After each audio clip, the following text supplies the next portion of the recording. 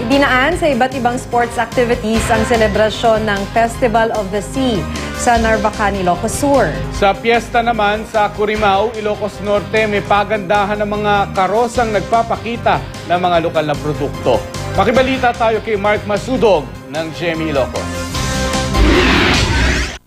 Ipinarada ang mahigit 20 float sa Curimao, Ilocos Norte bilang bahagi ng pagbubukas ng Dinaklisan Festival. Bawat barangay may kanya-kanyang pinagmamalaking karosa.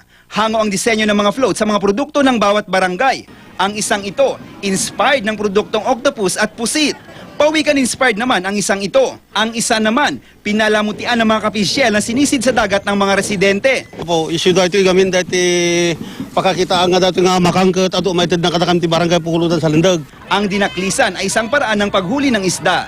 Daklis ngamin ket deta ti way of fishing tayo ditoy Curimao.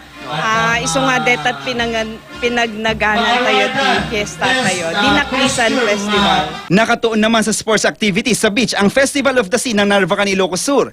Ilan sa mga ito ang beach volleyball, football, bangkaton at kiteboarding. Game na nilahukan ito ng mga atleta mula sa iba't ibang lugar. Hopefully that we will have these kinds of activities just to promote and to keep the gitoy, especially the gitoy teenagers tayo, to be more active. Hindi lang daw kasi pang relaxation ang lugar, kundi pang sports pa.